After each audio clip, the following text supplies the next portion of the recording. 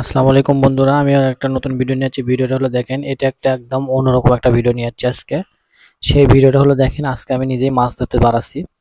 তো একটা গর্ত ছিল, একটা গর্তের ভিতরে অনেক মাছ দেখা যাচ্ছিল। তো ভাবলাম যে কি করার, সময়ও ছিল না, আজকে খুব তাপমাত্রা অনেক বেশি, অনেক গরমও ছিল। তো যাই হোক, হাফ ইঞ্চি একটা জাল ছিল, কারেন্ট জাল। সেই কারেন্ট জাল দিয়ে মাছ ধরার অনুভূতি অন্যরকম। গর্তের ভিতরে জাল ফেলাইছিলাম, সেই জালে মনে করেন এখন মাছ দেখতে যাব। মূলত জালটা তুলে নিয়ে আসবো আজকে, কারণ রাতের বেলা জাল ফেলায় রাখলে চুরি হয়ে যায়। তো যাই হোক, জাল তুলতে গেছি। তো যাই হোক, জাল তোলার যে একটা, মাছ ধরার যে একটা অনুভূতি, এটা অনেক বিশাল একটা ব্যাপার। যারা মাছ ধরে বা মাছ মানে মারে তারাই বোঝে আসলে এটার মজাটা কত, অন্যরকম একটা ফিলিংস।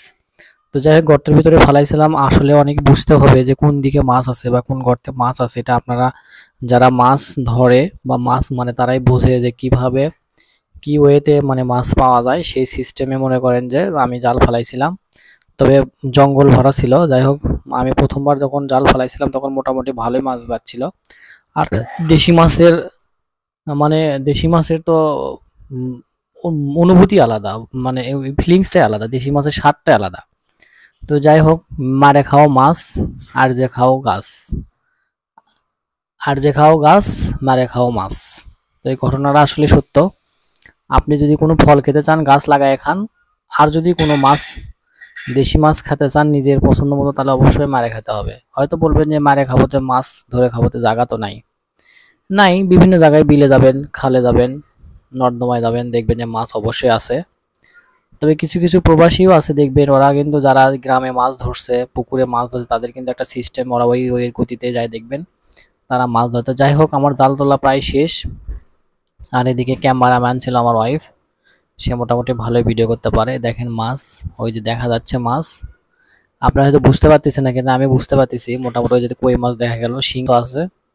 তবে শিং মাছটা যদিও মারা গেছে, তারপরেও ভালো, দেখেন শিং মাছ। তো যাই হোক, জালটা প্রায় তোলা শেষ। এখন জালটা বাসায় নিয়ে যাবো। কচুরিপানাও ছিল, তবে কচুরিপানা কিন্তু খুব উপকার পুকুরের জন্য। এই কচুরিপানা কিন্তু হাঁসের বাচ্চা আছে, হাঁস যাদের আছে তাদের জন্য উপকার। আর মাছ, আর মাছ কিন্তু এই আপনার ইয়া খায়। দেখেন বাসায় নিয়ে আসছি, দেখেন মাছ কত সুন্দর। পুঁটি মাছ আছে, খলসা মাছ আছে, সব তাজা। সবগুলো মাছই তাজা, মানে টাটকা মাছ, একবারে ফ্রেশ। তো যাই হোক, কানস মাছটা দেশি কানস, ছোট একটা কানস বাজছিল। সেই কানসটা মানে অন্যরকম একটা মজা। তো মাছ কাটার জন্য মাছের প্লেট অলরেডি নিয়ে চলে আসছি। দেখেন এই যে মাছ, কচুরি পানাতে মাছ। তো যাই হোক, খুব সুন্দর একটা পরিবেশ, খুলছেগুলো ভালো। এদের একটা টাকি মাছ বাজছে, টাকি মাছটা খুব ভালো। কারেন্ট জাল, আসলে এটা হাফ ইঞ্চি জাল, ছোট ছোট মাছ বাজার মারার ধরার জন্য এই জালটা। তবে এই জালে যদি বড় হইতো আরো বেশি মাছ পাওয়া যেত। তো যাই হোক, এখন তো ওইভাবে পরিবেশ নাই। তো এক পর্যায়ে আমি মাছ খুলে, দেখেন কি সুন্দর করে, আসলে ফিলিংসটা আলাদা। অনেকদিন পরে এই মাছটা ধরলাম, এভাবে মাছ ধরলাম। মাছ, দেশি মাছে মাছের স্বাদটাই আলাদা। তো যাই হোক, এই যে আবারও মাছ খুলতেছি। তবে এর আগে একটা বিলে ফালাইছিলাম, সেখানে অবশ্য ট্যাংরা মাছ বাজছিল। এখানে ট্যাংরা মাছটা নাই। খুব একটা অন্যরকম একটা ফিলিংস, আমাকে তো ওয়াও লেভেলের মনে করেন লাগছে। তো আবারও জাল ফালাইবো। যাই হোক, এই মাছটা নেওয়ার পরে জালটা ধুতে হয়। জালটা পরিষ্কার না করলে মাছটা ভালোভাবে বাঁচতে চায় না। জাল পরিষ্কার করতে হয়। এদিকে আমার ছেলে তো খুব খুশি, সে ছোট মাছ নেবে নেবে, সে মাছ নিয়ে ঘুমাবে।